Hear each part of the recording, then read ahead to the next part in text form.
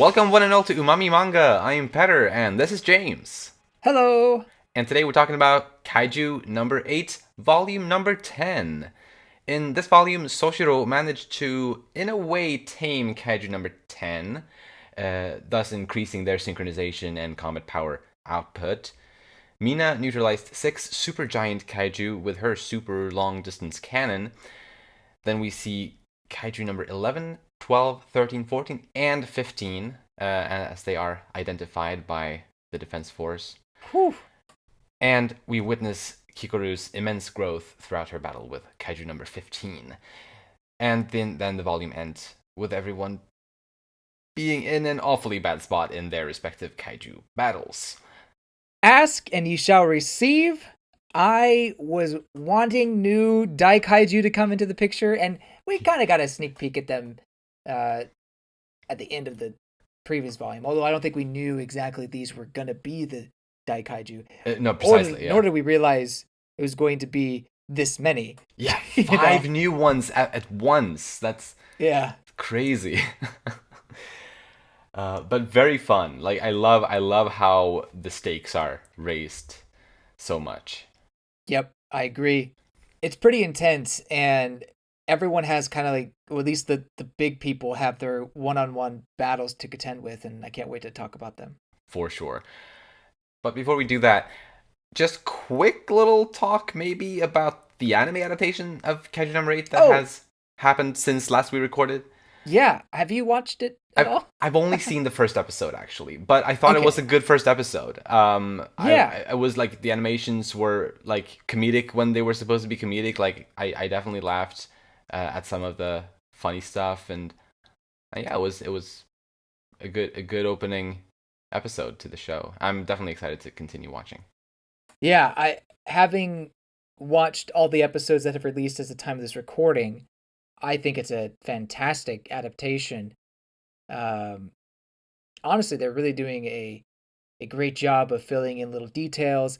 And actually, allow me to say that I kind of take back what I've said about, you know, those, I forget their names, the two guys that I'm kind of like, I don't care about. I don't want to see more of them. Oh yeah, or I don't think they've done enough or whatever.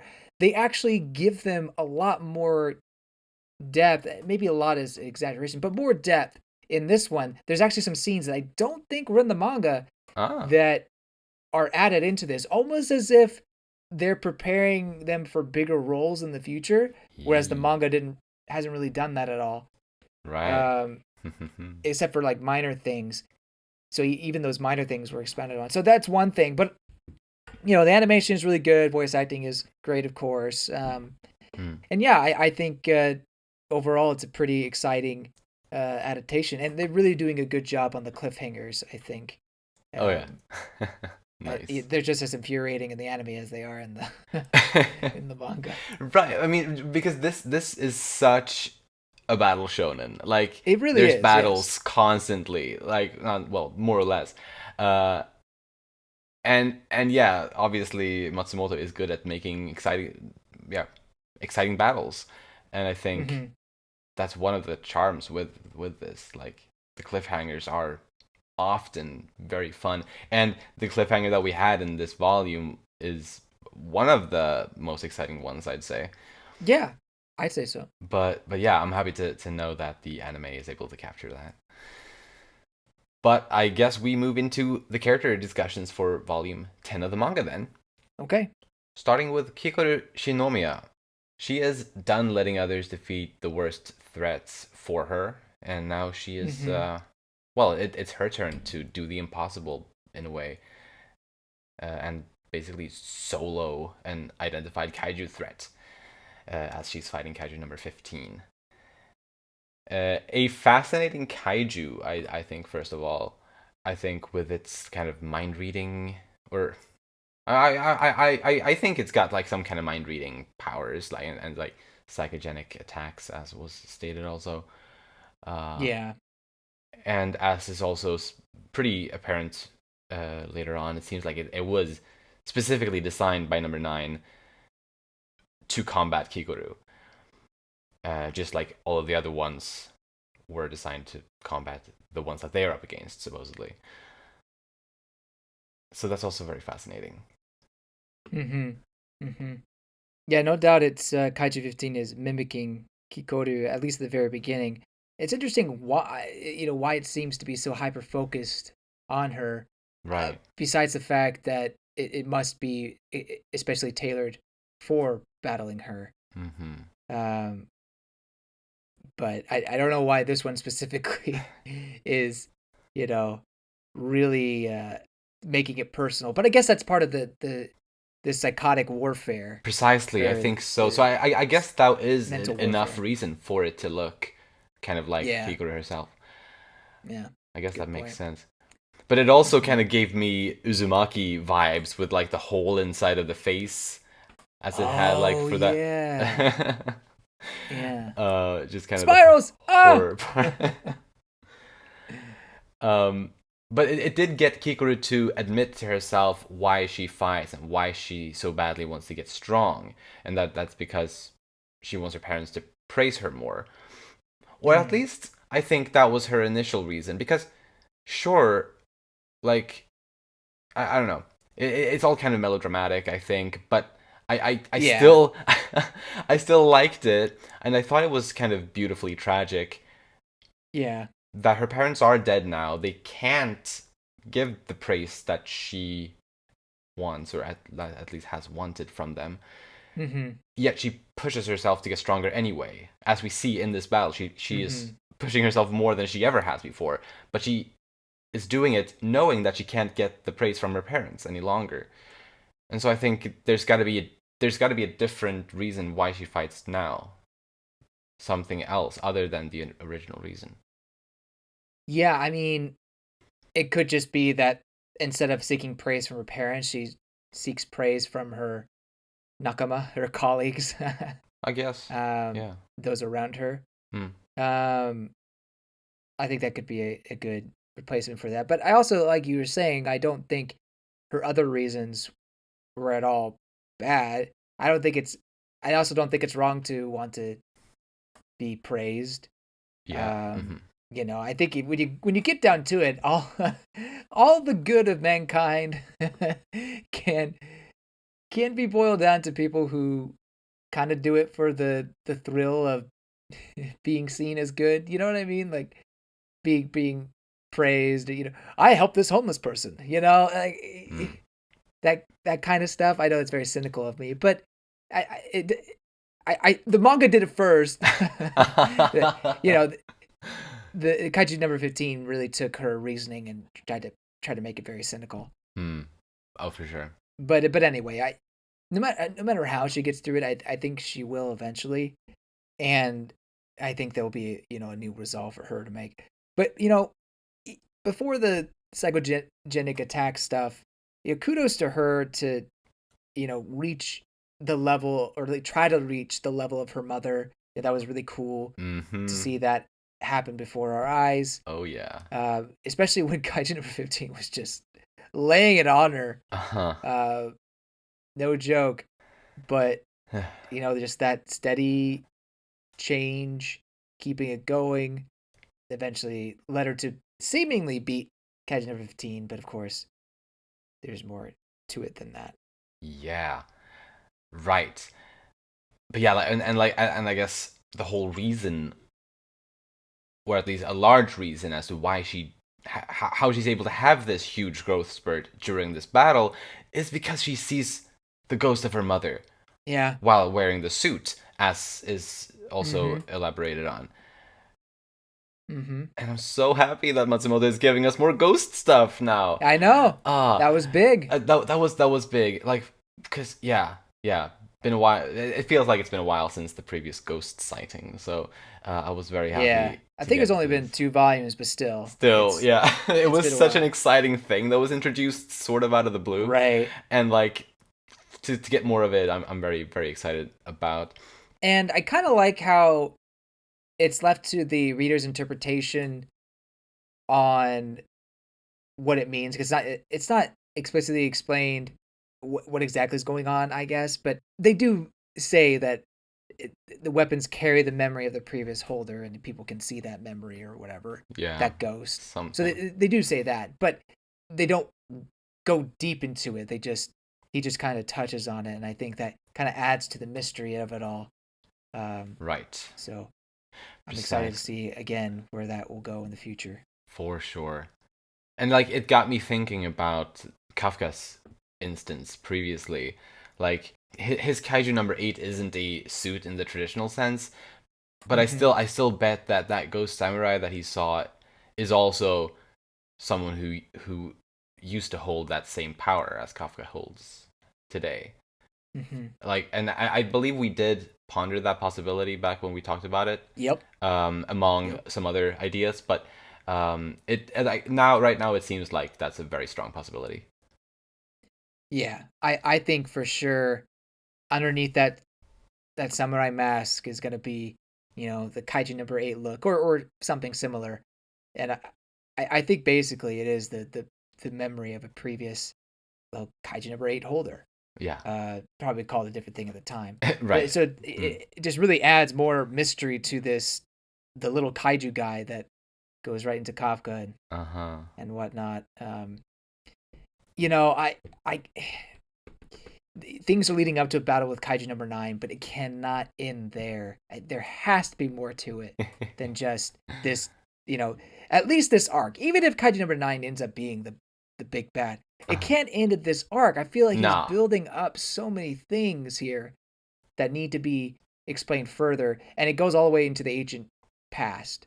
You know, Fair. basically Yeah. maybe even the origins of the kaiju. I would So love to I see that. I yeah. would love like a huge full like arc part of the story, like just taking place in the ancient past, kind of, or Yeah. like Yeah. something like that would be awesome. Yeah. Ooh. See, another thing about the anime is there's a moment um, when you go into Hoshina's background or backstory. Mm. In the background, there's this scroll that has a painting of some of his ancestors fighting, and they're fighting Ah. kaiju. Ooh. It did remind me of the the painting he had, uh, or that he because he shows Kafka a painting of them fighting Mm. kaiju or something like that, right? Or Yeah, there's some yeah. sort of back image of that. Anyway, so that I feel that was a connection, and maybe that is a tease for this kaiju ghost. Mm. Um, but anyway, yeah, this whole idea that comes up with Kikoru and her mom um, is very promising, and I can't wait to see it expounded on. Oh yeah. By the way, like she got pretty like seriously beaten up in that battle, Yeah, and yeah, something I don't think I had really realized until this volume, regarding like the combat suits, is how they can like perform surgical operations like on the wearer of the suit mid combat, kind of from a distance, like the IT guys or whatever, like the doctor guys, I guess. Um, and I kind of both love and hate that thought at the same time. Like it's pretty unsettling, but also really cool. yeah. Like there's like surgery happening inside of the suit while they're fighting. Like that's crazy. I think they did it in a previous arc. They probably have. I just hadn't like really, I guess, thought about it. Yeah, but I could be wrong. I just remember because I recently saw the episode with Hoshina versus Kaiju number 10. Mm. Um, and he was getting beat up pretty badly, but I think the suit kept when it could I guess doing surgery or Right. healing him or something like that. Uh But huh. I could be wrong. But anyway, yes, that is a very interesting, also disturbing thing. But these suits are very much kaiju related, and kaiju themselves have regenerative powers. True. So particularly the ones that are weapons, right? And I think hers is weapon number 4. 4. Yeah. Yeah, 4. So I'm Yeah. sure. Oh, it was cool to see Kaiju number 4. Like there was a brief shot of it when Kikoru was trying to use the suit, and she kind of felt that the kaiju was judging her. Like, Oh yeah. yeah, you're mad at me because I'm not my mother. I'm not using you to the full extent of your power, or whatever. I thought that was kind of cool to see that. That was nice. Yeah. Yeah. Anything else on Kikoru? No. Then let's talk next about Soshiro Hoshina. I love how he managed to get number 10 to really work for him by mocking him and I guess essentially challenging him to do better, and how that really worked on number 10 to really to start working more sort of along with Soshiro. And Yeah. I guess I just hope Soshiro will be able to continue to keep number 10 in check like that. Yeah, because immediately after they beat those enemies, he's like, okay, let's move on to humans. Right. And it's like, so far it's working out, but like, I don't know. Ultimately, I do think that it's gonna work out. Like, I think This is exactly what I was saying in the previous discussions. Like, it'll be fine, it'll work out. It's just, trying to create tension, exciting drama, but it'll be fine. Yeah, I was pretty, or I had some darker speculations on their whole deal last time. But no, like at this point, since they've turned it into such a comedic thing at this point, I feel like it's not gonna be too serious of a threat like number 10. Yeah, I think it should work out. I mean, you never know. Like maybe there could be a betrayal in the future of some kind, I suppose. Especially with him, Kaiju number 10 just being so chaotic. Yeah. But yeah, it's possible. I think for now, I think it's impressive that Hoshina is able to reel him in and try to keep his attention elsewhere. Exactly. But yeah, Soshiro and number 10 are now up against Kaiju number 12. Yeah. Which has an eye that looks very much like Kaiju number 10's eye, I thought. Like, it looks very much, very similar. And I guess, or like, something that made me think of is like, we know that number 9 created number 10. Yeah. And we can assume that number 9 created all of these 5 new ones as well. Yeah. And that it, I guess, when it created number 12, it made a number 10 but bigger and stronger or something. Like, it had like the same idea in mind, but just try to make it even bigger and better. I wouldn't be surprised if he's, kind of took the data from the battle with Kaiju number 10. It was like, okay. Right. It was kind of working, but this guy is very good at close combat, so let's create this Kaiju number 12 and make it similar to 10, but actually good at close combat. So it can, be a good matchup against Hoshina. But I don't know, this is kind of my thinking. I mean, clearly it was designed to fight him. Right, precisely. So I think that makes sense, that number 9 would have analyzed the previous battle. And then like character number 10 seemed earlier, like it seemed to be like this kaiju that was supposed to be Soshiro's nemesis kind of before, but number 12 appears to be a much greater threat to Soshiro, and maybe his actual arch nemesis. Yeah. But anything else on Soshiro? No, I mean, he's matching his previous peak, I guess, in terms of power percentage. He's not even in the 80s yet. Right, precisely. But yeah, that's about it. Then let's talk a bit about Mina Ashiro next. This mad lass sniped the supergiant kaiju from 20 kilometers away. That's insane. That is insane. Like, we knew she was badass before, but like, this is a whole new level. Like 20 kilometers, that's as far as I'm moving. Like, and I'm moving to a different city, like about now. And that's like, to imagine that distance just sniping. Sure, the targets are big, I guess. but still, that's still no small feat. But even from that distance, it's It's an impressive feat. A giant rail gun is like, I got this, guys. 6 rounds, easy. Yes. Takes out all 6 of them. I love it. There was a little between chapter page, little bonus page that tells us that while loading the next round, Mina makes sure that she stays hydrated, and there's a little picture of her. It's like taking a sip of a drink, like while sitting inside of the cannon thing. Dang, she's so cold-blooded. Like, Yeah, no tense, no stress. but it's very cute. The moment's not too much. Just vibing, I guess. Uh-huh. Just killing kaiju. But she gets a kaiju, Daikaiju to fight. Apparently, Yes, we don't number really 14. see the fight. We just see it. It's implied. Yeah, 14. I'm interested to see in what way this kaiju is meant to combat her. I assume it neutralizes giant attacks that she's so phenomenal at. But Yeah, I don't know. Knowing Mina, I feel like 14 is gonna be pretty easy for her. Like she'll figure out a way around it. I mean, yeah, I'm sure most of these at least will turn out fine. Oh yeah.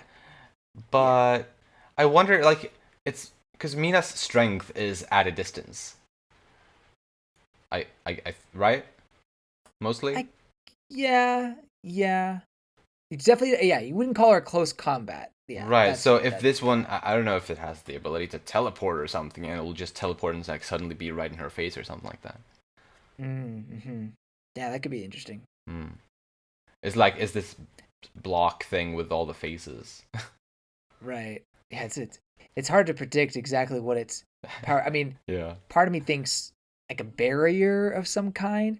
Maybe it bounces off the visible psychic barrier. I don't know. But maybe she just either like screams really loud and breaks through the barriers, or it could be funny if it is a close combat type enemy, and she's like, okay, fine, we'll fight face to face, and then she just wrecks it. Oh yeah, like turns out that she's just a badass at that as well. Yeah. Well, honestly, wouldn't be too surprising. But yeah, number 9 just had no idea. Yeah. Yeah. But yeah, that'll be exciting to see. Mm-hmm. Anything else on Mina? No. Then let's talk about Gen and Narumi a bit. He told Okay. Kikoru that she needs to beat Kaiju number 15 by herself. And I interpret that as him believing that she can do it. And I love that. Like to see Gen actually believing in Kikoru. That she... Yeah. Well, it's pretty crazy that he would, I guess. Because as far as we know, an identified kaiju threat has never been soloed ever before. Mm-hmm. And now, I mean, they all kind of have to do it now, but Kikoru especially, not even being like a captain or anything like that, like all of the others are, that he still believes that she can do it is cool. Yeah, I agree. And he's up against Kaiju number 11. Yep. We know that he uses, or the Kaiju number 11 uses water. Oh yeah, that's right. To fight. True. Kind of impedes his movement because he can't read the water. Mm-hmm. But I'm not too worried about Narumi. I mean, I'm sure there'll be a bit of a tough fight to show here. But like we were saying with Mina, I don't think a lot of these fights are going to be prolonged. Except for Kikoru's. I think Kikoru is obviously going to be a very big moment for her. Right. But with Narumi, I think, maybe he'll show like more of the, I guess, tough time he's having, but then Narumi will figure out something else and take it down. I feel like Kaiju number 9 is underestimating some of the officers, but also it seems to me all he wants is to get Kaiju number 8 out and bring him out. Yeah. And his plan is by isolating all of the people that he knows, he'll get Kaiju number 8 out somehow, So it's not so much that he's maybe trying to take out the officers, although I'm pretty sure that is part of his plan. But Yeah, like in a game of chess, you're trying to get out your players, your opponent's key players, and um, strategically take them out. for But sure. Yeah, because it's like obviously, yeah, he wants to take out the threat, which is the defense force, but yeah, his main yeah, goal is to get his hands on the Kaiju number eight's power. You're right. yeah, Anything else there? no, Then let's talk about the guy who's fighting Kaiju number 13. What was his name? Did I miss that? I don't know if I remember his name. There were instances when they named a bunch of names, but I wasn't Oh sure yeah, which name to connect to that guy. And I don't even know if we've seen him before. Maybe we have, and I just overlooked him. But you talk about the guy who 13 kind of has by the throat or whatever. yeah, he's got like the rat tail, ponytail thing. Uh, and he appeared throughout this volume in like brief instances, and he was the guy that supposedly number 9 made number 13 for, Mm-hmm. as far as I'm aware. Yeah, and he has that scar on his head. Yeah. I don't know. Well, it to me it seems like 13 maybe it was made specifically for him, but I mean, Shinomya or however you say her name Oh yeah. uh is there too. Oh yeah. True. They are at the same location. And it's kind of from her perspective. Hmm. And here's the thing. Kafka is with her squadron, and this is kind of going to predictions. Do you mind if we go into predictions actually? Because Um, I'm ready to move on. I I don't have have any one other okay. character. All Um, right. Go for that then. yeah, yeah, because I guess yeah, there isn't like for me there was mostly just confusion about that guy. Like, were we supposed to know him from before or not? But I don't know. I I guess don't not. think so. Yeah. Right. But yeah, no. The only other character I wanted to mention a bit is Akira Kurusu. This guy, like the supporting character who was assisting Isao in his final battle, and who is assisting Kikoru here. And I just really enjoy his little this little character. I like Mm-hmm. how much he cares about Kikoru and cheers her on, and he had a little bio page in the physical book where it says that since he was the only person who accompanied Izo into his final battle, he's more driven to defeat number 9 than the others are. So, and like understandable. And I feel like that's something that kind of he shares with, I guess, a lot of the main characters. Also having had like kind of personal dealings with number 9. Um, Mm-hmm.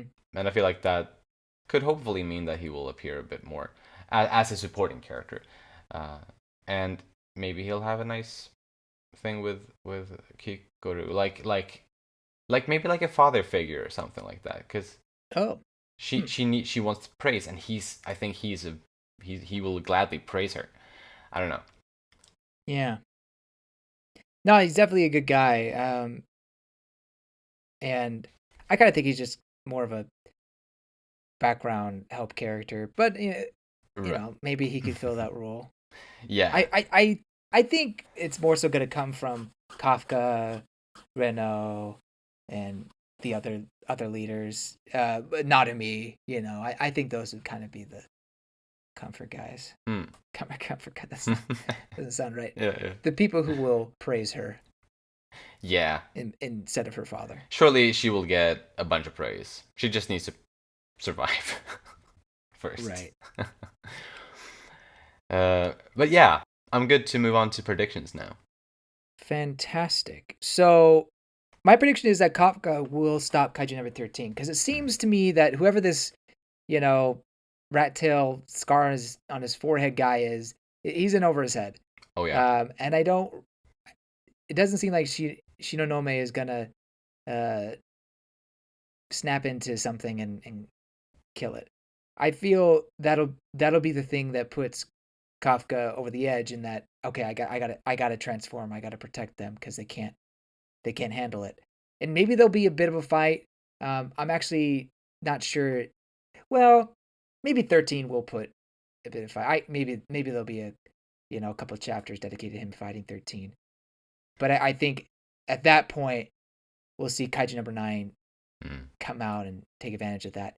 And I think that's kind of just where the main battle between Kafka and 9 will take place, is in that area. Gotcha. Yeah, I can definitely see that. I am also expecting Kafka to reveal himself and to start his combat or his battle with number 9 in the next volume. I could see that being here because it definitely is one of the more kind of dire situations. I don't even know if the guy with a forehead scar and rat tail will survive this. Like, I don't know. Yeah, I could see some serious like casualties in this whole event, or whatever you want to call it. So yeah, I could definitely see Kafka arriving there first. But I feel like Kaiju number 13 looks quite a lot like number 9. Oh, really? It was just like a thing I felt like in the design. I'm sure it is its own kaiju, or unless it's not, maybe it's like another just side body of number 9, but probably not, since they did. I guess they got the readings and named it and everything, and maybe hopefully number 9 doesn't have that amount of power to just create side bodies like that. So probably not, but still, I think it looks rather like him. But maybe that doesn't have any significance. I guess I can see what you're saying. I think the head is what makes the difference. The body, I mean, it just looks like a muscular man. Yeah, right. True. Honestly, they all kind of look like. Well, not all of them. I should clarify. But anyway, yeah, I kind of see that. I'm curious. It seems that each of the kaiju have some sort of specialty going on with them. So maybe there could be some specialty with kaiju number 13 that we just don't know yet, and that can make for an interesting fight. But I guess also to your point, if it would be interesting if Kafka comes in to fight 13, and then in reality it's just kaiju number 9 in disguise, and he's like, "Ha, I got you, trap." Right. But nah, I think that'll be a confrontation between this 13 guy, and then 9 will appear eventually. I'm not even saying it's going to happen this next volume, just because there's a lot of other stuff going on. That's fair. True. There's like 5 battles going on. Yeah. That could easily take up the whole next volume and more. If Matsumoto wants to. Yeah. Yeah, that's fair. But do you think people will die? Like, do you think characters that we know will die? Maybe I'm digging my own grave on this, but I don't think so. I don't think we're going to see any deaths from the major characters, particularly the ones that have the longest staying power, like Hoshina, Narumi. Those characters I don't think we're going to see die. Kikoru obviously is going to be. There's no way you kill off Kikoru. No. Way too popular. Yeah, that would be a criminal insane. act. But what about smaller characters like Shinonome, for example? The possibility is there. I think she'll survive. Kafka will save her in the end. That's the only possible character. I mean, there have been deaths, right? Like very background character deaths already in this arc, this volume alone. So that's unavoidable. But for ones that actually have names and we've seen before, Shinonome is probably the only likely one at this point. But I still think that Kafka comes in to rescue her, but maybe not the Scar guy. Like, maybe he's Uh-huh. maybe he's a Yeah. dude. But I I don't know who he is. Like, yeah. I wish I knew who he was because I feel like I should, but maybe I shouldn't. I don't know. But I yeah, don't like know. I can't remember him. he might be toast though. Yeah, it doesn't look good No, at the very least. not at all. Yeah, I think he may pretty likely bite the dust. And then I think I'm gonna have to agree with you on the other death predictions in that there probably won't be. Yeah, I think Narumi will figure out number 11. I think Hoshina will as well. Yeah. Obviously, I said my thing about Mina. Right. I mean, they're all too powerful. They're all too like, no way, Yeah, I just no way they're bested like here. yeah, yeah. And I agree. I agree, and I think it would almost be anticlimactic if Kikoru die. Well, obviously not. Well, obviously die. Yes, that'd be tragic. But has to have someone like Kafka come save her Right. after her whole spiel. I mean, yes, I That. understand relying on others. There's nothing wrong with that. But also, Mm-hmm. she just went through this whole thing where I'm strong. I'm going to do this. You know, Yeah. I don't. I shouldn't rely on other people like that. Or I want to be one of the strong ones, and but then not being able to would kind of be sad. But I guess it could give her something to grow for. I don't know. I think it'd be really cool to see her overcome number 15 and then kill it. But that's kind of my thoughts there. Yeah. Alternatively, or I guess another question to ask: where's Reno? Ishikawa. Right. Ichikawa. He was totally absent from this book. Yeah. Where are they? I know he was in the hospital, just healing up, but that was like that's the last time we saw him. But I'm pretty sure that was like a month or so ago. Yeah, time has passed. There has been Time has training passed. stuff. Yeah. Yeah, both he and Iharu. Yeah, Iharu as well. I couldn't. I was like Ihashi. I couldn't remember. Mm-mm. Iharu, yes. Furuhashi is his last name. So Okay. I was mixing the two. But yeah, like will they show up? I hope so. Yeah, I mean, so that's the other thing. Like, if they do show up, who are they going to help? Yeah, who are they gonna uh, save in the nick of time? I guess it could be that could be 13 in the end, and then maybe Kafka still hides, Oh yeah. and I don't know what Kaiju number 9 does after that. It's like, True. oh crap, well that didn't work. So yes, there is the possibility that Reno comes and saves that. But I guess my other idea was kind of goes against what I was hoping for with Kikoru, but maybe Reno is the one to help Kikoru. Maybe she does the final job against it, but he's able to help her snap out of this psycho. Hmm. Uh, what is it? What was it called? Psychogenic Psychogenic power attack, I think he said. attack. Yeah. Hmm. Anyway, that was just kind of my thought because I feel like it would be a shame if they're not here Absolutely. in this Because battle. it's such a major event. Yeah. They can't slack off. But another thing to remember as I was writing this notes, I also remembered is that they're really far away. Like they've been kind of spread out. True. Maybe they might be all around Tokyo at least. I can't remember. I know there's kaiju sightings all across Japan at the time, Yeah.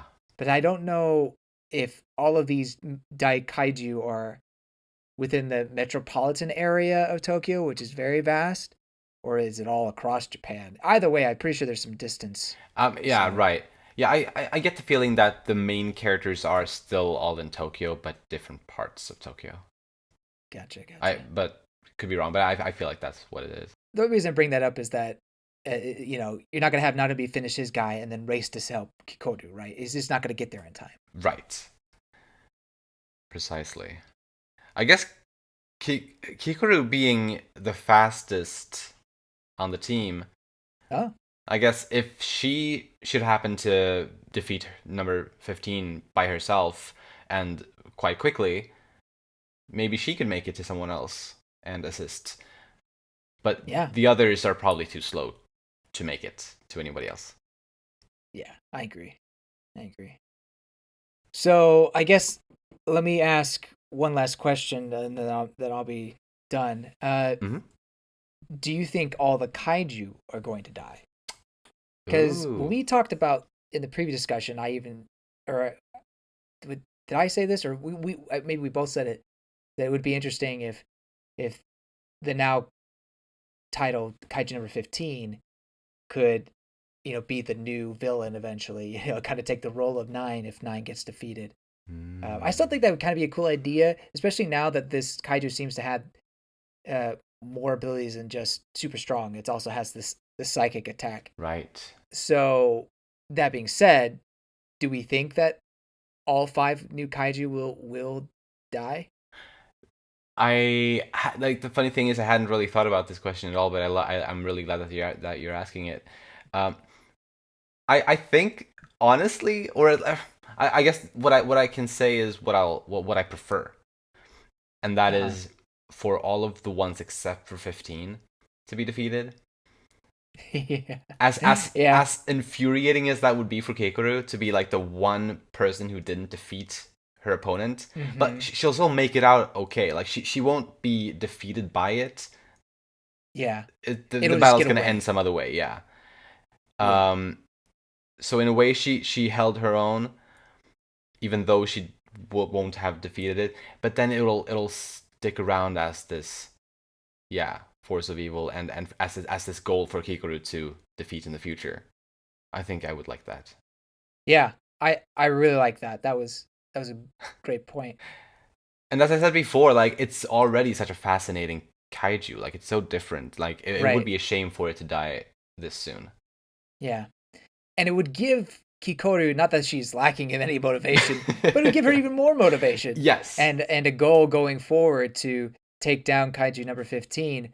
Uh, Obviously, 9 is already personal for Kikoru, but Mm. I think 15 messing with her mind uh, will have a profound effect on her, um, and I think could potentially lead to some good future moments if 15 were to remain. Yeah. Watch us be wrong and 15 gets decimated. I mean, hey, I'll be happy for that too, because that means Right. Kikoto you know, got the best of it, I would hope. Right. Um, but yeah, it's definitely the most interesting of the new Daikaiju revealed. The other ones are just, well, they didn't get as much to them, they Mhm. didn't get much exposition or anything like that. They're just there, threatening. Indeed. One talked about water. That's about it. That is about it. One of them is choking a guy. Oh yeah, Yeah. But yeah, it is exciting. And I am very excited for the continuation. yeah. It's a good arc. Absolutely.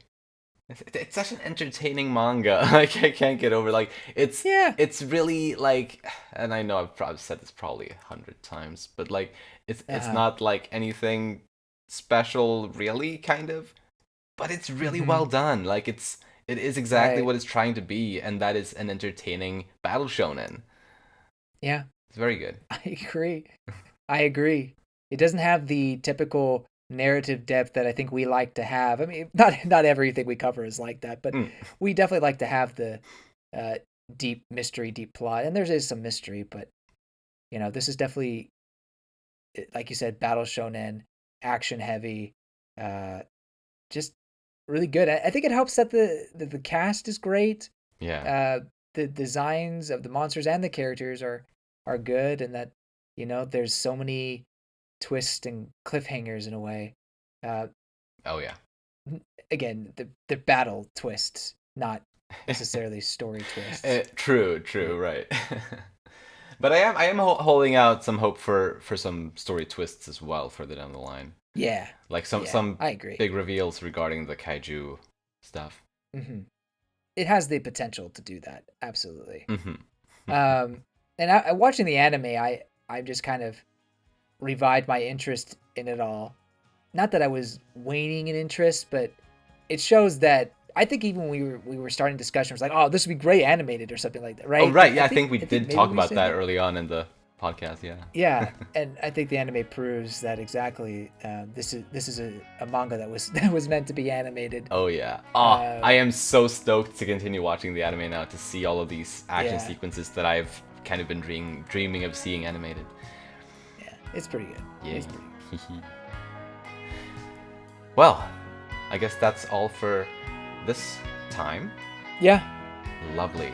Then, dear listeners, if you enjoy our content, you can follow us on Twitter at Umami Manga, and it would be lovely if you'd like to support us by rating our show on the podcast platforms and subscribing to our channel, Umami Manga, on YouTube. Thank you so much for listening, and we'll see you next time when we'll talk about Volume 11. Bye-bye! See you later!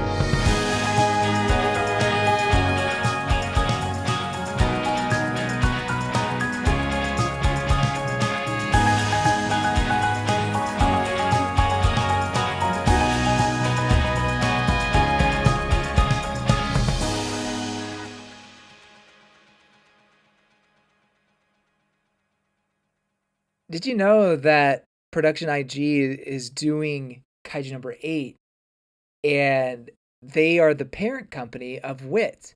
So you see in the credits some actual reference to WIT Studio.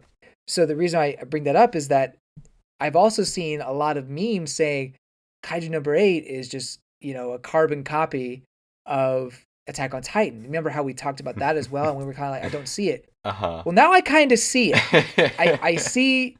We have the monster transformation. We have the Survey Corps is the self-defense force. Yeah. We have the silent but strong woman who is just naturally gifted. We have the loser who has no special gifts supposedly, but then turns into this monster. Mm-hmm. There's a lot more similarities here than I thought. Right. And like I saw these similarities back in like volume 1, maybe volume 2. Uh-huh.